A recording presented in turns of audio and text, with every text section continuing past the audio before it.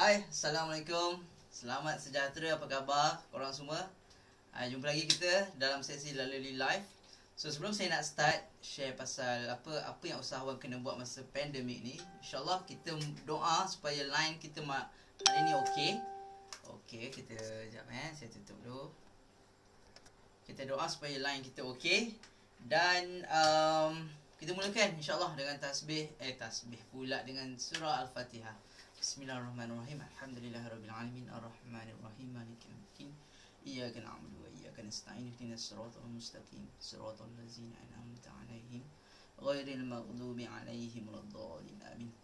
Alhamdulillah. Bismillahirrahmanirrahim. So, apa khabar anda semua? Adakah masih bersama saya dalam Lalui Live? Yang mana saya nak bagi tahu dulu, hari Jumaat ni insya-Allah saya nak share satu benda yang penting untuk usahawan yang mana ataupun specifically saya nak fokus pada dropship. Sebab dropship ni adalah peringkat awal dalam bisnes. So kalau dropship ni, fasa dropship ni tak lepas, fasa lain akan lagi masalah. So that's why saya nak fokus pada dropship. So untuk malam ni, so macam yang saya yakin you all tahu, kita dah hari ni 2000 kes Hari ni 2000 kes. Sabah dah menurun sikit, Selangor dah makin naik. So even Top Glove, company besar pun dah start. I think dah ramai agak beratus orang kena. Tak sampai 1000 lah, saya tak pasti. Tapi dah ramai kena. Top Glove punya company, saham dia start jatuh. Start jatuh, makin teruk. Dan even kalau you nak tahu kan, dekat bursa Top Glove ni top. Dulu dia rendah, tapi lepas start PKP, dia naik gila-gila. Memang sale dia gila-gila gempak lah. Dan dia buat nitrile glove tau. Memang daripada dulu memang Top Glove ni buat glove. Nama pun Top Glove. So bila PKP ni macam rezeki dia lah. Rezeki dia. Dia orang semua start beli glove, semua company, semua hospital start tambah penggunaan glove. So dia punya sale bertambah. Dan bila berlaku PKP ni dia naik, tapi disebabkan this few days case dia naik, dia ada 3000 lebih, 3200 orang pekerja. Dan dia nak kena buat COVID-19 test untuk semua pekerja dia. So itu pun kos tinggi.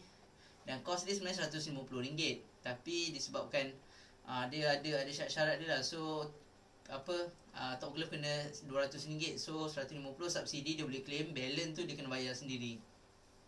So bayangkanlah berapa besar kos dia. So, malam ni saya nak share. Itu kita cerita company besar lah. So, kita tak nak cerita besar-besar sangat. Cukup kita sekadar cerita pasal kita. Pasal anda, usahawan-usahawan ni. Small, medium enterprise, SME kan. So, saya nak cerita pasal kita je. Pasal kita yang simple-simple. Agent lah, dropship lah, stokis. So, sebab kita ni adalah, macam nak cakap, kita baru nak berjinak-jinak dengan dunia bisnes. Termasuk saya. Saya baru nak start belajar apa nak buat, belajar cara betul untuk buat benda-benda lah.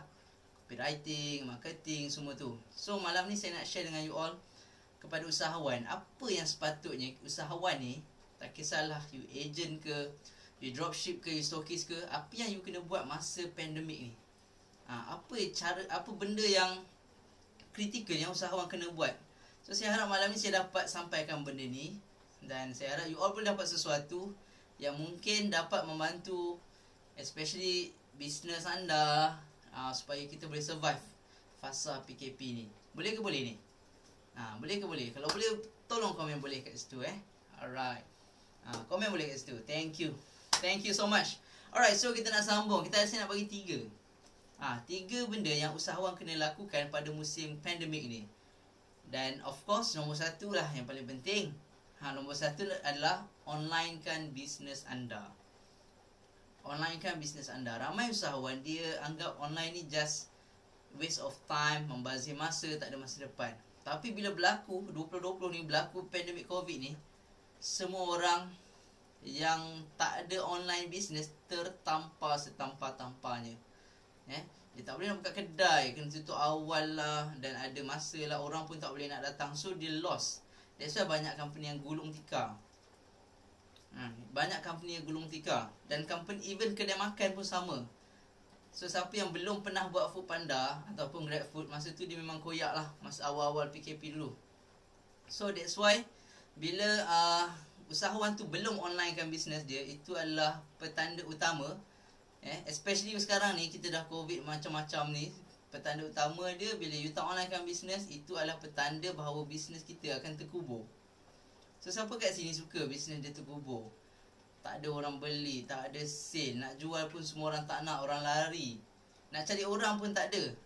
So that's why pada musim PKP, pada musim pandemik ni, benda pertama sekali lah yang kita kena buat adalah kita kena ada online business. So online business ni saya tak cerita pasal website, apa semua tak perlu. You tak perlu buat website pun zaman sekarang ni. Just cukup sekadar you ada social media punya platform. Dan social media ni ada banyak, ataupun kita panggil SOCMED lah. SOCMED ni social media punya short form. So ada banyak social media yang ada dekat Malaysia ni, yang ada lah. Kita ada Facebook, kita ada Instagram, kita ada apa lagi TikTok, kita ada YouTube. So ini adalah antara social media yang you boleh gunakan. Dan cadangan saya adalah jangan buat semua. Jangan buat ni, nak buat tu, nak buat ni. Tak, padahal kita buat bisnes seorang-seorang ni. Kita adalah solopreneur, bukan entrepreneur pun, solopreneur. Buat seorang-seorang semua benda. Kita packing barang, kita buat order, kita buat posting, kita jaga duit, kita jaga account, kita kena beli barang. So semua kita seorang-seorang. So why not instead of kita buat semua, kan jual pula. Instead of kita kita panggil tu, instead of kita buat semua platform, why not kita fokus satu je. Ni penting ni tak ramai mampu buat ni. Suruh fokus pun susah. So fokus satu platform. Kita ada Facebook, Instagram. Kalau you nak Facebook, you buat Facebook saja. Kalau you nak Instagram, you buat Instagram saja. Kalau nak WhatsApp, buat WhatsApp saja. Ini peringkat awal lah. Sebab saya nak bila peringkat awal, usahawan kena tahu kat mana dia nak fokus. Sebab you takkan boleh capture semua. You takkan boleh. Once bila you dah ada team, dah ada orang untuk support, then you nak expand, nak tambah platform, that's fine. Masa tu okay. Tapi kalau peringkat awal, tolong, please saya minta tolong ni, fokus satu je. Kalau you tanya saya, cadangan saya adalah Facebook. Why? Sebab Facebook adalah user yang paling ramai. Dia paling ramai. Dan Facebook tu sendiri, dia nak orang banyak pergi dekat dia. You tak boleh buat ads dekat Instagram. You kena buat ads dekat Facebook. Nak tak nak, dia paksa you buka Facebook. Dia paksa you tengok orang yang buat iklan dekat Facebook. Terpaksa. Tahu? So, yelah, of course lah, Facebook tu dia punya company. Dia beli Instagram. Dia letak bawah Facebook. Dia beli WhatsApp, dia letak bawah Facebook. Sebab tu kalau you buka, you perasan Instagram by Facebook, WhatsApp by Facebook. Dia nak kita pergi ke Facebook at the end of the day, kan? So that's why penting you ada satu platform. Dan saya cadangkan Facebook page. Dan nak pakai profile pun boleh. Bukan cakap tak boleh. You boleh pakai pun profile personal, tapi jangan terlalu menjual kat sana. Please jangan menjual kat sana. Sebab itu melanggar hukum pula. Dia melanggar rule tuan rumah. Tuan rumah kita, Tuan Mark Zuckerberg lah, Mr. Zuckerberg. So Mark Zuckerberg dia tak suka orang menjual. Sebab bagi dia, ini adalah social platform. Kalau kau nak bersosial lah. Kalau kau nak bisnes, jangan campur dengan social. So that's why they create FB page. That's why juga you akan nampak ramai orang kena block, kena ban, account hilang. Sebab Facebook akan buang sesiapa yang menjual ataupun overselling dekat Facebook punya profile. Dia akan block, dia akan ban. So, kenapa kita tak ikut rule dia? Kita masuk rumah dia, of course kita kena ikut rule dia, kan? So, saya cadangkan you buat Facebook page, itu untuk betul-betul untuk bisnes. Betul-betul untuk bisnes. Yang lain hanyalah sekadar macam apa? Kalau yang buat personal profile, just untuk create your own personal branding. Itu boleh, tapi tak menjual.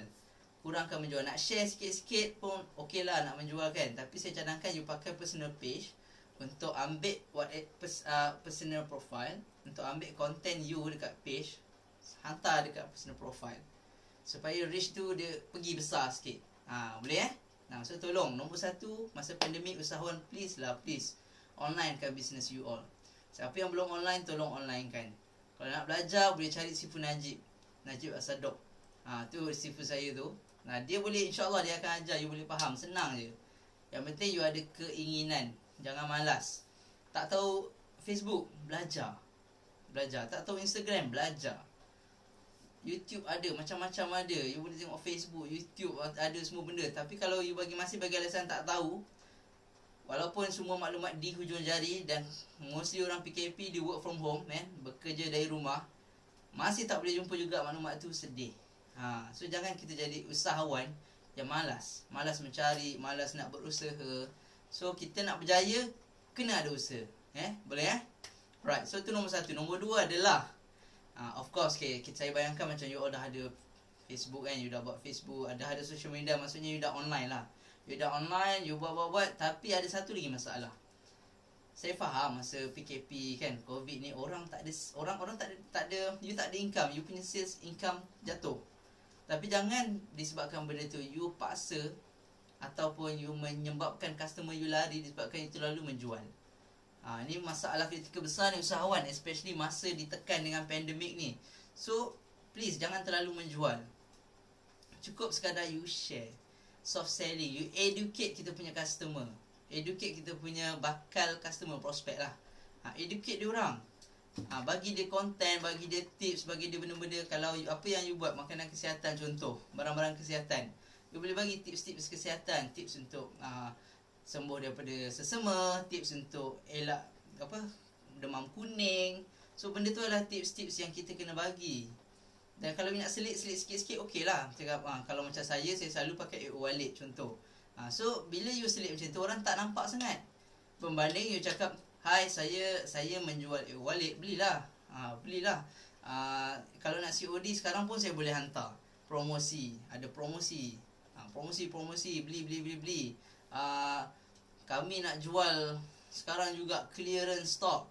So jangan macam tu. Zaman sekarang orang dah tak suka dijual tau. Tak suka dijual. Orang sekarang makin cerdik lah. Buyer kita makin cerdik.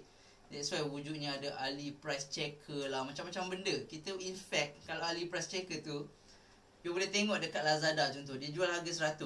You boleh tengok history daripada first product tu dinaikkan, macam mana pergerakan harga dia. That's why kadang-kadang 11 tak mahal, tak murah pun. Dia buat harga sama je dengan dia buat dulu. Cuma dulu dia murahkan, masuk 11 pump dia naikkan. So itu game dia. So that's why jangan tertipu.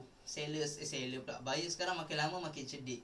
So kita sebagai usahawan, sebagai orang yang nak buat bisnes, sebagai seller, kenalah jadi lagi cerdik. Kita kena banyak educate diorang, bagi value. Benda ni you tak akan nampak dalam masa yang pendek.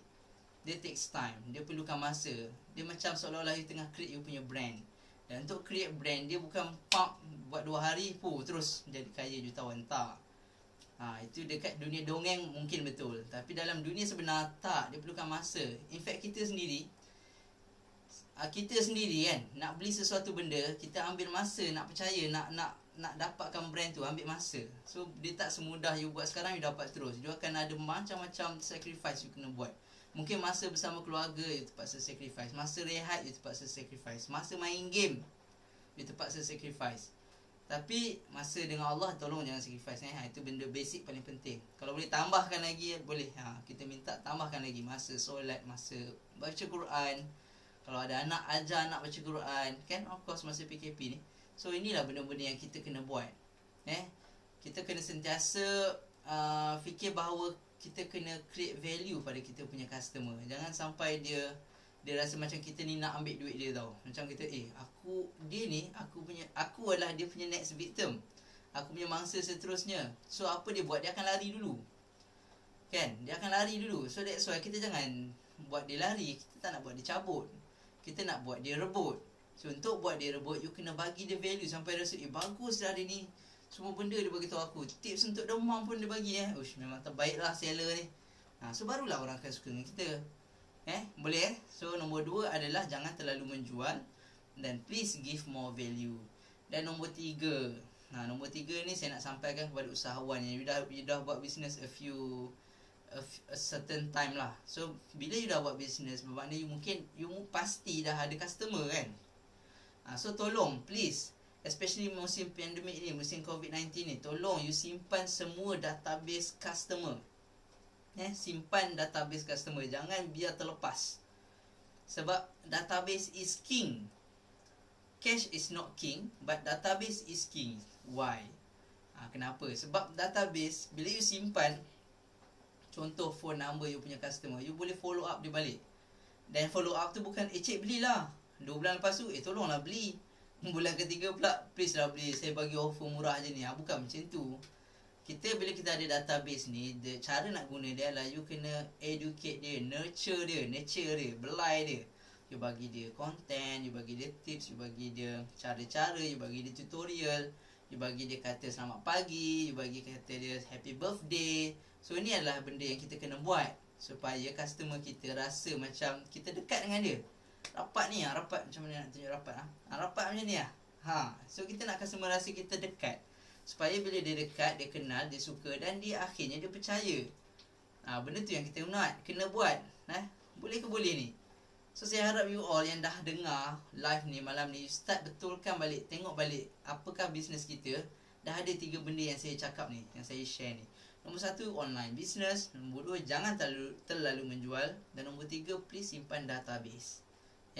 Even database ni sangat-sangat powerful tau. Orang sanggup beli dengan harga mahal. Tahu tak apps Muslim Pro?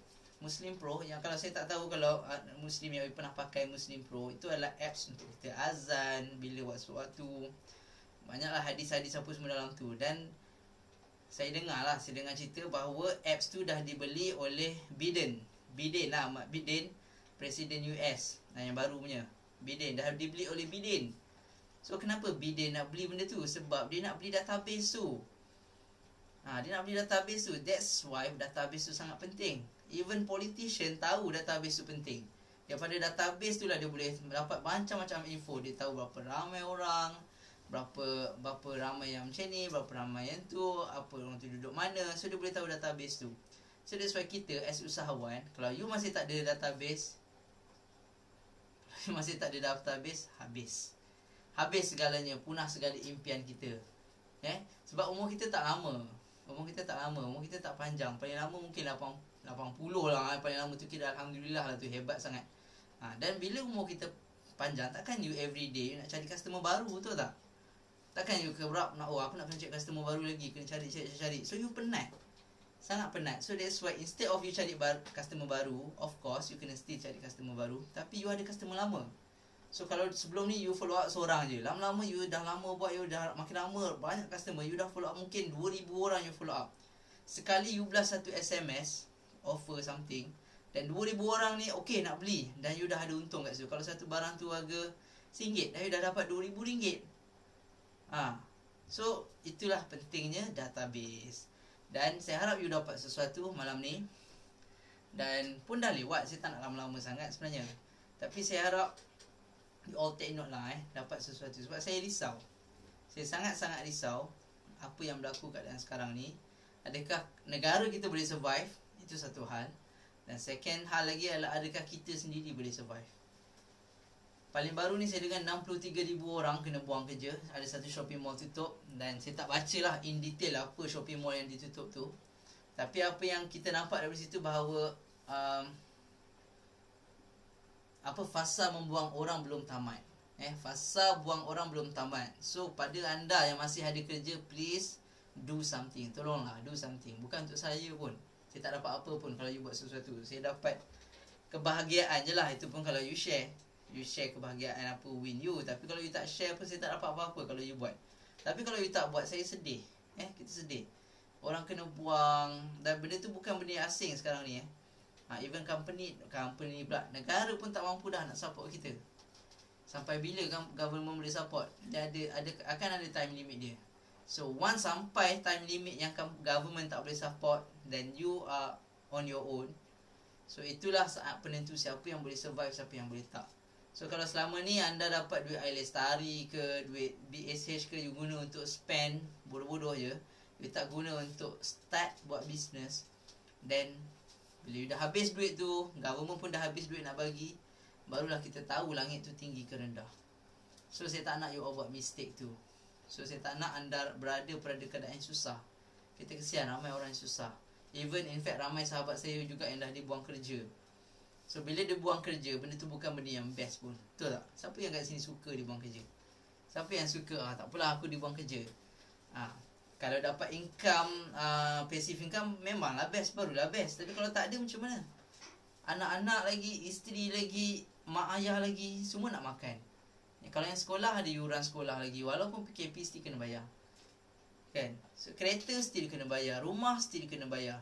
So apa akan jadi kalau anda Kalau anda ni lah apa kita panggil tu, pengusaha, bukan pengusaha, apa, breadwinner ataupun bahasa Melayu apa lah, orang yang mencari rezeki dalam keluarga, you the only one. Dan bila you tak ada kerja, so apa akan jadi kat anak-anak kita? Apa akan jadi dekat isteri kita dengan keluarga kita semua? Diorang mengharapkan kita tahu. Dia mengharapkan kita. Inilah orang-orang yang kita kena tanggung, kita kena jaga, kita kena pastikan semua cukup. Tapi bila hilang pekerjaan, satu income stream tu dah hilang. So kalau selama ni you ada mungkin 3,000 sebulan, 3,000 sebulan tu dah vanish. So macam mana you nak dapat 3,000 sebulan kalau you tak buat sesuatu? Macam mana you nak dapat 3,000 sebulan kalau you tak buat apa yang saya beritahu tadi? Online kan business. Jangan terlalu menjual, simpan database. You takkan dapat 3,000 tu. Dan katalah you nak cari kerja baru. Kita nak cari kerja baru lah. Lepas kita kena buang, kita nak cari kerja baru. Agak banyak ke company nak ambil pekerja sekarang? Banyak ke? Kan? Itu saya boleh jawab sendirilah. Even company saya pun dia dah suspend, tak ada ambil orang dah. Dan in fact nak buang orang lagi adalah. So, kalau anda tak buat sesuatu sekarang, kalau you tak buat benda yang betul sekarang, saya takut. Saya takut kalau benda tu akan menyebabkan masalah dalam rumah tangga. Kan? That's why untuk kita punya warrior, kita punya lelaki, kita every week kita push. Kita warrior kita every week kita push untuk buat, jangan putus asa, buat. Sebab you never know what will happen, kan. Kalau you biarkan diri kita masih di tahap biasa, sama, kita tak tahu apa akan berlaku. So why not, kan? Why not kita usaha. Susah sekarang, tak apa. Saya nak panggil dia suffer mode. Suffer mode, seksa, mode lah, mode, M-O-D-E tu, suffer mode. You bayangkan PKP ni adalah suffer mode. You kena belajar betul-betul macam nak buat bisnes. You tak pandai buat bisnes, belajarlah masa ni. Especially yang work from home tu, rugi sangat you tak belajar macam nak buat bisnes. Sebab you need that, kan? Sekarang bukan masa main-main lagi. Sekarang the strong will survive, the weak, the lazy will die. So tak nak kena buat, you kena belajar, please. Especially kalau you all yang tengah tengok live ni, please belajar. Saya sangat-sangat minta. Sebab kita tak nak tambah lagi jumlah angka yang bankrupt, yang tak ada duit, yang terpaksa merempat. kesian weh. Kesian sangat kalau yang terpaksa merempat tu. Saya sangat respect. Respect Ustaz Abid Liu, kan. Latest one saya tengok dia buat saya nampak satu posting, Hotel La Primeria KL. Dia deal dengan hotel tu. Dia support 100% siapa yang ada terpaksa duduk kat anak ke siapa-siapa lah family yang kena duduk kat KL IJN, untuk duduk kat rumah tu secara kat hotel tu secara percuma, ditanggung oleh Ustaz Abid Liu 100%. Atas kerjasama hotel tu jugalah, mungkin dia ada certain discussion agreement.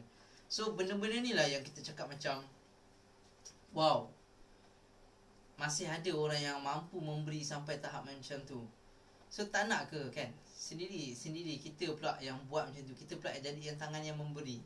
Dan bayangkan kalau 1,000 orang macam Ustaz Abid Liu, tak ke aman dunia ni, kan? Tak ke happy dunia ni. So that's why saya yakin ramai lagi orang kat luar sana yang sangat generous, hebat, dermawan. Dan kita tak boleh jadi dermawan kalau kita tak ada wang dulu. Kita kena ada duit dulu, kita kena ada income dulu, baru kita boleh jadi dermawan. In the context you boleh bagi lebih. Tapi kalau you sendiri makan sendiri pun tak cukup, macam mana you nak bagi? Sebab sedekah ni, infak ni adalah benda yang lebihan daripada kita. Tapi kalau anak you sendiri tak boleh makan, benda paling afdal you utamakan anak dulu. So itu yang saya harap anda, especially yang dengar video ni, live ni, you buat sesuatu untuk kita punya family, bukan untuk orang lain. You bukan buat family jiran sebelah, you bukan buat bisnes untuk family jiran depan. Tak, you buat untuk family kita sendiri. So tanya diri sendiri, kan? Start tanya diri sendiri, apa yang aku sanggup buat untuk keluarga aku. Okay, so saya tinggalkan soalan tu malam ni. Dan kalau you ada learning point, you boleh share dekat dalam komen, ruangan komen. Saya suka nak tengok. Dan saya doakan anda semua kaya berjaya dan dapat follow whatever yang saya share tadi, untuk you survive dalam musim pandemik ni. Dan sekali lagi saya daripada Hasnul, dan jangan lupa kita ada grup nak jadi jutawan bahagia. Please join. Dalam grup tu kita akan share semua benda yang you perlu tahu, especially tips-tips untuk buat bisnes, apa benda yang boleh buat, apa yang tak boleh buat. Kita akan share insyaAllah whatever yang kami rasa bagus untuk you all dekat grup tu. So boleh join. Dan in fact kita ada grup Telegram. Nanti saya akan pinkan link Telegram punya grup tu. You masuk juga dekat situ. InsyaAllah kita boleh share juga dekat situ. Right? So kita ada grup Telegram, kita ada Facebook group. You join. Sebab kami serius. Lalu sekarang ni serius nak bantu. Especially musim PKP ni ramai yang terkesan. Dan saya dengar banyak luahan kita punya agent, team yang ada kesukaran untuk buat bisnes. So that's why saya nak buat live ni untuk share bahawa this is what you need to do pada musim pandemik. Sekali lagi saya ulang, onlinekan business you all. Please jangan terlalu menjual dan simpanlah database. Alright. So saya rasa itu saja malam ni. Terima kasih pada yang join. Thank you so much. Saya doakan you all semua kaya berjaya dunia akhirat, InsyaAllah. Jumpa lagi. Assalamualaikum warahmatullahi wabarakatuh. Salam kejayaan, bina bisnes bersama Lalili.